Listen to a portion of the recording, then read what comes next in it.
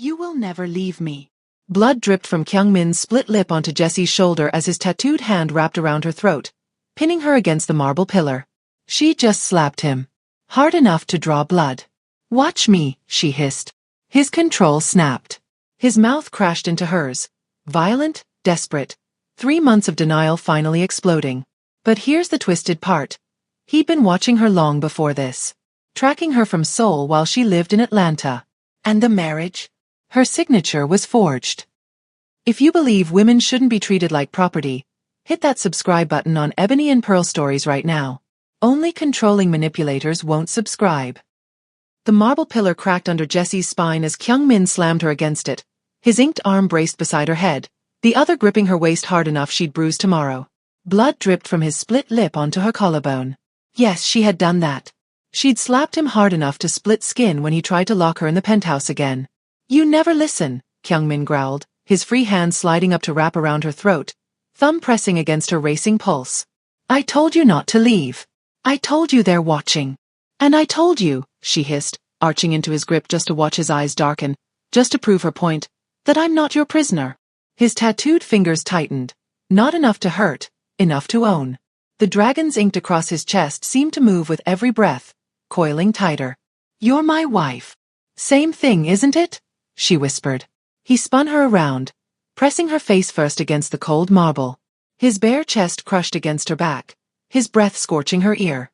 The silk robe she wore slipped off one shoulder, exposing skin he couldn't stop staring at. Glass from their fight crunched under his feet. You want to leave so badly? His voice dropped to something lethal. Walk out that door. See how long you survive without me. 3 months of marriage. 3 months of this violent dance where they circled each other like wounded animals, wanting to destroy each other, wanting to consume each other, never crossing the line that would detonate everything. I should let you go, he whispered, his lips brushing the shell of her ear. Let you see what the world does to women who think they don't need protection. Then do it. She turned her head, her mouth inches from his. Let me go.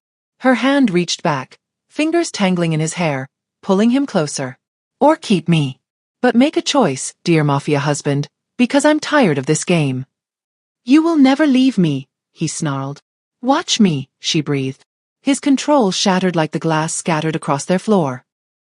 Now, let's rewind 3 months. Before the marriage. Before the bloodshed. Before the moment Jessie Kinzer learned what a man like Bae Kyung-min becomes when the woman he's claimed tries to walk away. The conference room in Atlanta smelled like expensive coffee and corporate lies. Jessie Kinzer sat across from her boss, Malcolm Chen, watching him avoid her eyes for the 4th time in 10 minutes. Her laptop bag sat heavy on her lap. She'd come straight from debugging a security breach, the 3rd one this month that wasn't her fault but would somehow end up on her record anyway. Pack your things, Malcolm finally said. You're going to Seoul.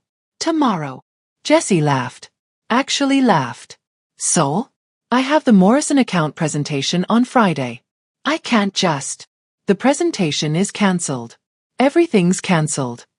He slid a folder across the polished oak table. Bae Industries is acquiring our cybersecurity division. They want you specifically. It's a strategic partnership. Strategic partnership.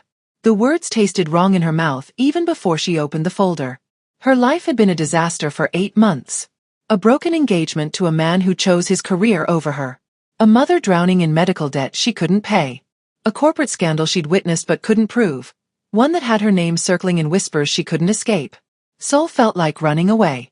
Seoul felt like a chance to breathe. How long? She asked. Permanent relocation. Housing provided. Salary tripled. Malcolm's fingers drummed the table. They're very generous. Generous. Another wrong word. 24 hours later, Jessie stood in a penthouse office overlooking Seoul's glittering skyline, her contract spread across a desk that cost more than her car. Sign here. The lawyer, a woman in a suit sharp enough to cut, pointed to a line at the bottom. And here. And here. Jessie skimmed the pages.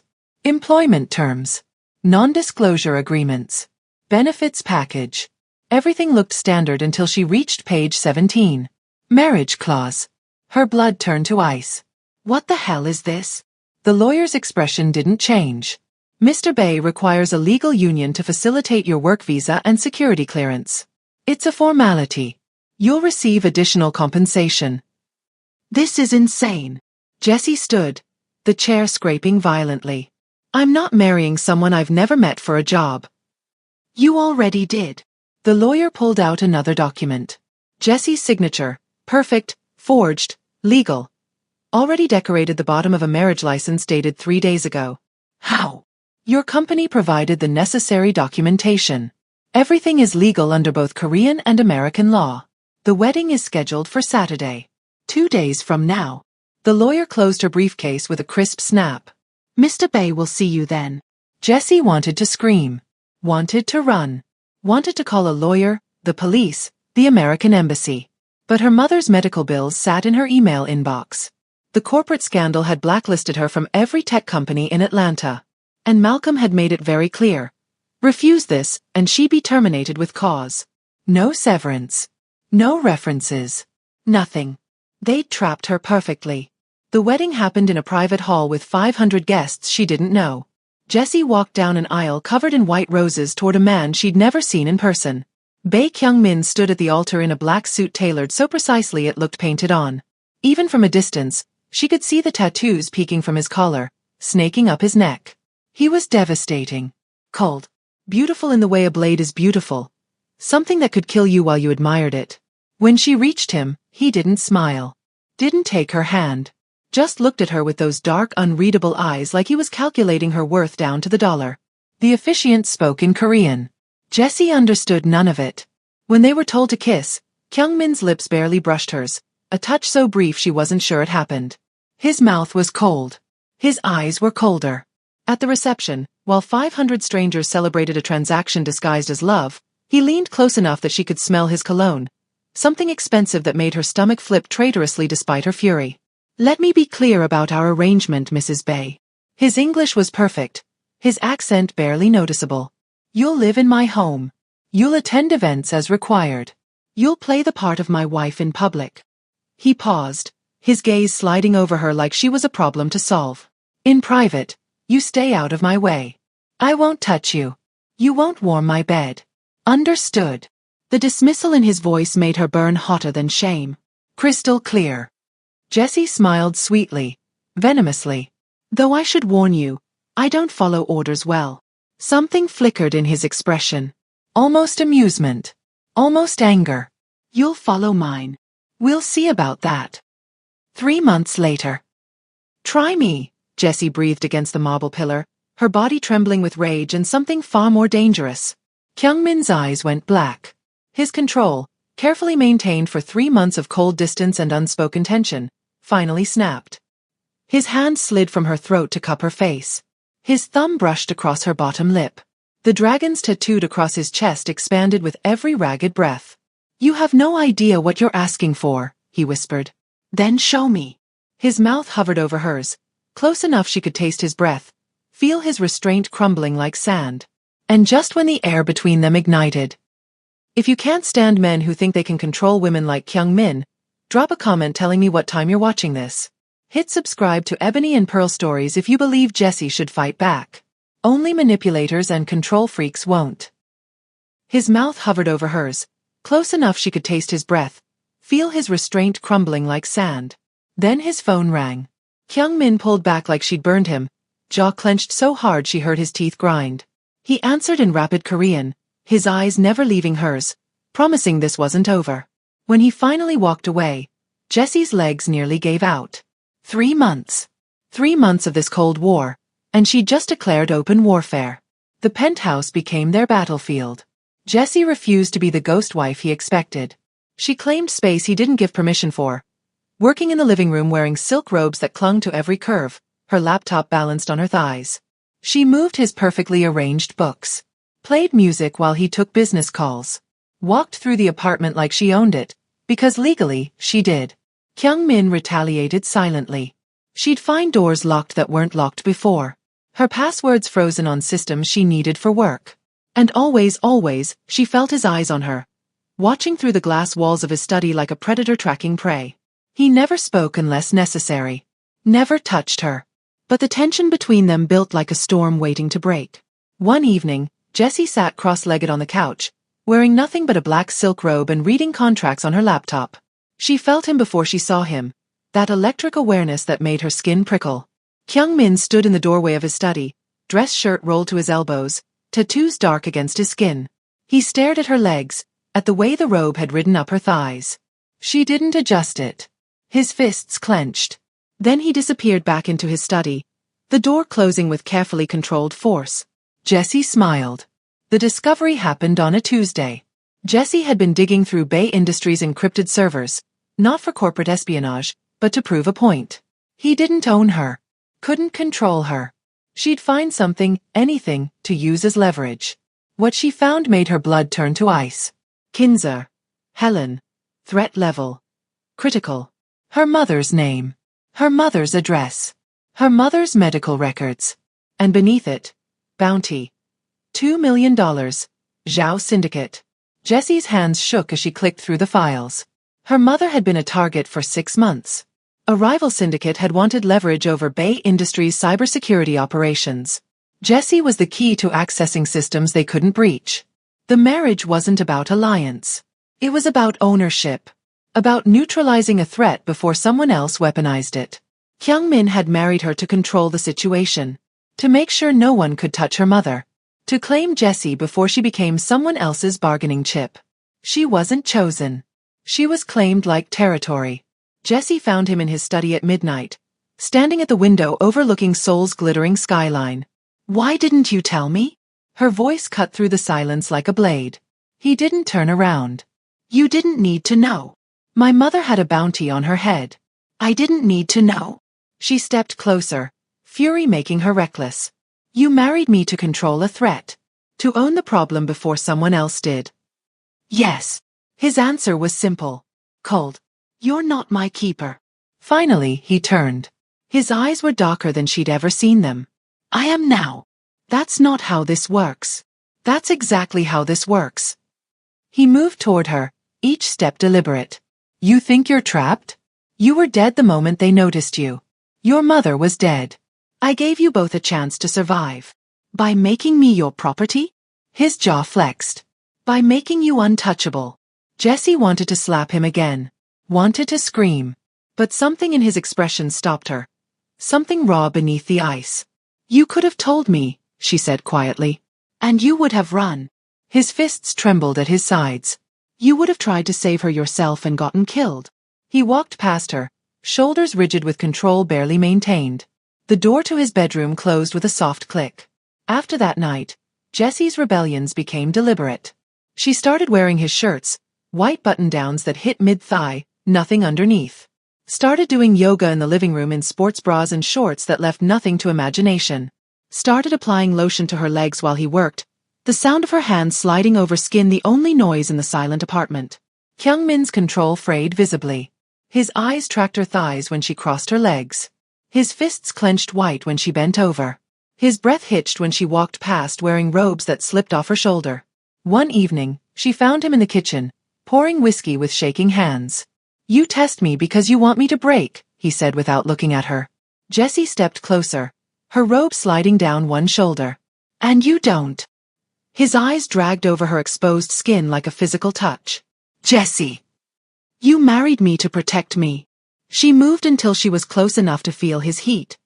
"But who's protecting you from me?" His glass hit the counter hard enough to crack. He walked away, disappearing into his room like she was the danger. That night, Jessie lay in bed pretending to sleep. At 2 a.m., her door opened. Kyung-min stood in the doorway, shirtless, tattoos dark against his skin in the moonlight. He didn't move. Didn't speak. Just stood there watching her breathe, his chest rising and falling unevenly. Jessie kept her eyes closed, her heart hammering so loud she was sure he could hear it. 10 minutes passed. She heard his sharp intake of breath. Heard him whisper something in Korean that sounded like a curse and a prayer combined. Then the door closed. Through the wall, she heard his shower turn on. Heard the groan that followed, low and broken and full of her name.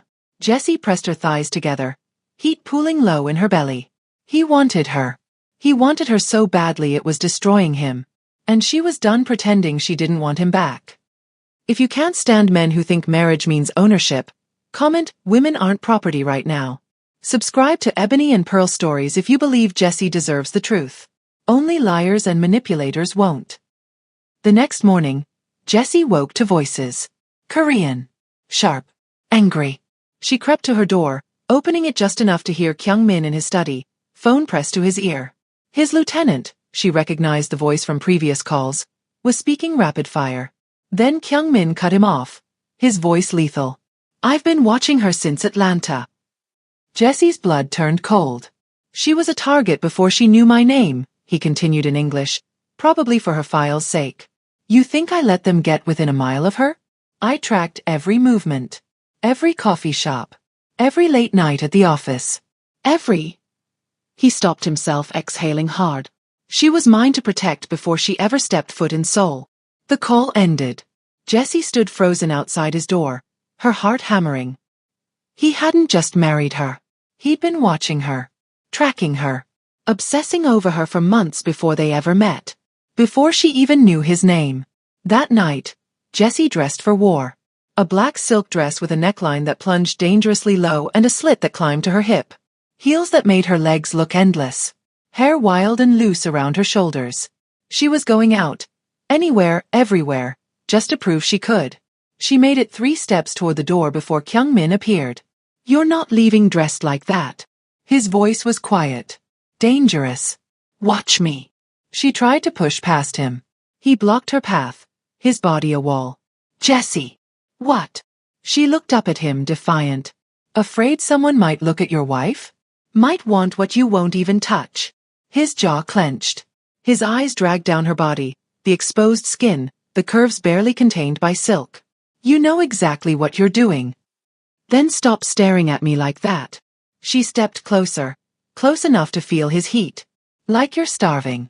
Like you want to rip this dress off with your teeth. His fists clenched. Go change. No. Jessie. You don't own me, Kyung-min. She grabbed her clutch from the side table. You don't get to decide what I wear or where I go. Something cracked in his expression. Fury mixing with something raw and desperate. But he stepped aside. She walked past him, her heart pounding. She made it to the elevator before she realized her hands were shaking. Jessie came home at midnight to find the penthouse dark. She kicked off her heels, the marble cool under her feet. She'd walked around Seoul for hours, too angry to actually go anywhere, too stubborn to come home early. Her body ached. Her heart ached more. She stripped off the dress in her room, tossing it onto the bed. Then she grabbed the first thing her hand touched. Kyung-min's white button-down shirt hanging in her closet from the last time she'd stolen it. She pulled it on, buttoning just enough to cover what needed covering. The fabric smelled like him. That expensive cologne that made her stomach flip. She padded to the kitchen for water, her curls loose and wild around her shoulders. Kyung-min was standing at the counter. Shirtless. Tattoos dark against his skin. A glass of whiskey in his hand. He looked up. His eyes went black. Jessie. His voice cracked. Put something on. No.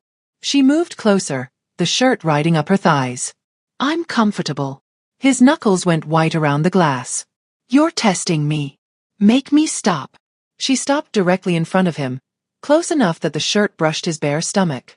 Make me put something else on. His breathing turned ragged. His tattoos flexed with every inhale. You don't know what you're asking for. I know exactly what I'm asking for. Her hand pressed against his chest, feeling his heart hammer beneath ink and muscle. The question is, are you brave enough to take it? He grabbed her wrist, his grip iron. Jessie, you've been watching me since Atlanta. The words came out quiet. Lethal. Tracking me. Obsessing over me. Months before we met. His eyes widened fractionally. Did you think I wouldn't find out? She twisted her wrist free, stepping back. Did you think I wouldn't realize you didn't just marry me? You claimed me? Mocked me as yours before I even knew you existed? He said nothing. But his silence confirmed everything. You're not my protector, Kyung-min. She turned away. You're my cage. 2 days later, Jessie made her decision. She packed a bag in silence. Clothes, laptop, passport. She'd stored emergency money in her laptop case. She'd researched flights. She'd planned her escape down to the minute. She made it to the front door at 3 a.m. Kyung-min was standing there, fully dressed, arms crossed, eyes colder than she'd ever seen them. Going somewhere, wife? Jesse's heart dropped. Move. No. Kyung-min. I said you will never leave me.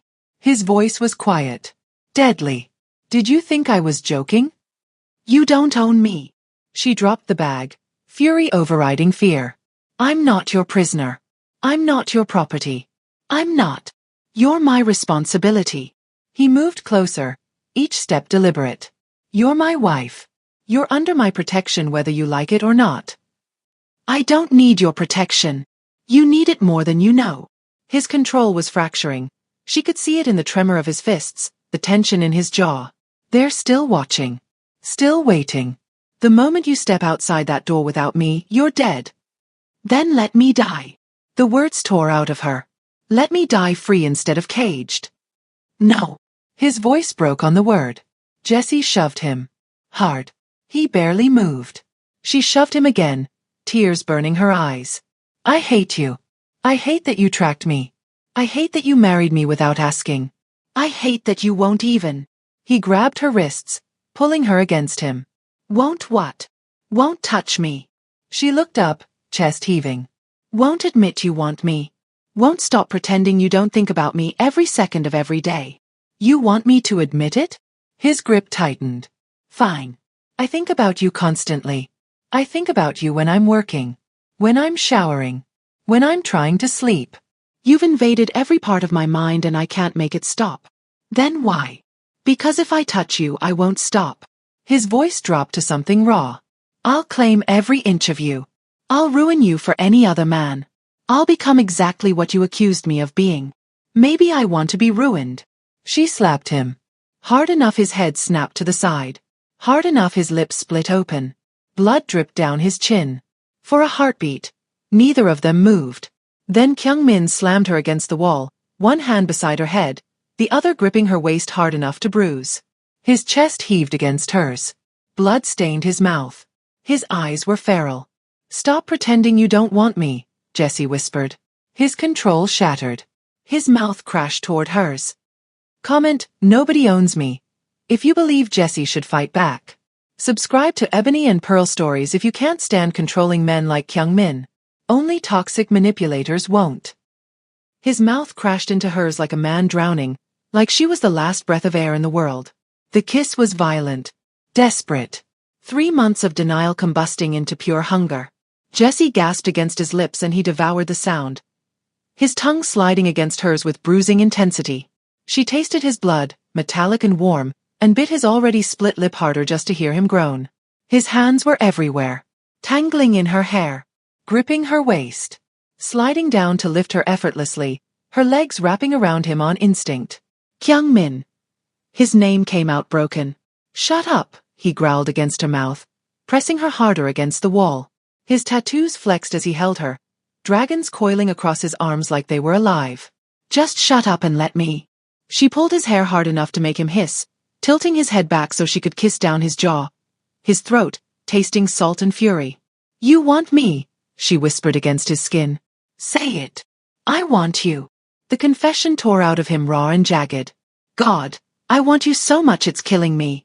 She kissed him again, softer this time, feeling him tremble, feeling 3 months of walls crumbling between them. You're scared, she breathed against his lips. He froze. You're terrified, she continued, her hands cupping his face, thumbs brushing his cheekbones. That's why you won't let yourself have this. His control shattered completely. I'm scared of losing you. The words ripped out of him like confession and curse combined. His forehead pressed against hers, breath ragged. You're the only weakness I have, Jesse. The only thing that could destroy me. His voice dropped to something broken. And the only thing I'd kill for. Her breath stuttered. I've killed for you already, he whispered. People who got too close. People who asked too many questions. I've had blood on my hands because of you since Atlanta, and you didn't even know I existed. Kyung-min. His mouth found hers again, softer now, almost reverent. Like he was memorizing the taste of her. You want to leave? Fine. But you'll be leaving me in pieces. Jesse's heart cracked open. She was about to respond when... Crash. Glass exploded inward. The penthouse windows shattered in a hail of bullets, spraying shards across marble floors. Jessie screamed. Kyung-min threw her behind the couch, his body covering hers completely. Stay down. What? Stay down. More gunfire. Tactical. Precise. Professional. Through the chaos, Jessie heard Korean shouting. Heard footsteps. Heard Kyung-min's voice drop to something cold and lethal as he reached under the couch and pulled out a gun she didn't know was there. He stood, completely exposed, and fired 3 shots in rapid succession. 3 bodies dropped. Jessie watched from behind the couch, her hands pressed over her mouth, as Kyung-min moved through the penthouse like death incarnate. No wasted movements. No hesitation. Just brutal, terrifying efficiency. Another intruder came through the shattered window. Kyung-min didn't use the gun. He broke the man's neck with his bare hands. The apartment fell silent except for their breathing. Kyung-min stood in the center of the wreckage, shirtless, tattooed, covered in blood that wasn't his. His chest heaved. His eyes scanned for more threats. Then he looked at her. Are you hurt? His voice was surprisingly gentle. Jessie shook her head, unable to speak. He crossed to her in 3 strides, pulling her up and into his arms. His hands roamed over her body, checking for injuries, for blood, for any sign she'd been hit. I'm okay, she finally managed. I'm okay. His forehead dropped to her shoulder. They found you. Who? Zhao Syndicate. His voice was muffled against her skin. They've been waiting for an opening. Waiting for me to slip. He pulled back, cupping her face with blood-stained hands. This is why I can't let you leave. This is why I tracked you. Why I married you. Why I... He stopped, jaw clenching. Jessie covered his hands with hers. Why you what? Why I can't breathe when you're not near me. The confession hung between them like something sacred. Sirens wailed in the distance. His security team would arrive any second. But in this moment, in the wreckage of their penthouse with bodies on the floor and blood on his skin, it was just them. You leave me, you die, he said quietly, desperately. You stay, I protect you. That's the deal. That's always been the deal. Jessie looked up at him, this beautiful, lethal man who'd killed for her, married her, obsessed over her from thousands of miles away. What if I stay because I want to? She whispered. His breath stopped. His eyes searched hers like he was looking for the lie, the trick, the trap. What if I stay because I want you? She continued, her voice stronger now. Not because I'm scared. Not because I'm trapped. But because I... He kissed her. Slow this time. Trembling. His blood-stained hands cradled her face like she was something precious, breakable, holy. When he pulled back, his voice was wrecked. Say it again. I want to stay. Again. I want you, Kyung-min. His control didn't shatter this time. It surrendered. If you believe love shouldn't come with chains, comment, love isn't ownership, below. Subscribe to Ebony and Pearl Stories if you think Jessie deserves to choose for herself. Only controlling monsters won't. Police sirens wailed closer, their red and blue lights painting the destroyed penthouse in violent color. Jessie was shaking. She couldn't stop. Adrenaline and shock coursed through her veins like ice water. Kyung-min pulled her into his arms, careful despite the blood covering his skin. Look at me. His voice was gentle in a way she'd never heard before. Jessie, look at me. She did. You're safe, he said, his thumb brushing her cheek. I won't let anyone touch you. Not ever. Her hand came up to cup his jaw, feeling the tension there, the barely controlled fury still simmering beneath his skin. I'm not running anymore. Something in his expression cracked, relief so profound it looked like pain. I know you think I'm a prisoner, she whispered, her voice steadier now. But I'm not running. Not from this. Not from you. His forehead pressed against hers. Why? Because I was more scared of how I felt about you than I was of you. The confession tumbled out raw and honest. I was terrified of wanting you. Of needing you. Of losing myself completely in someone who could destroy me. She swallowed hard. But I'm done being afraid. Kyung-min's hands trembled as they framed her face. I'm afraid. She blinked. Of what? Of claiming you the way I want to.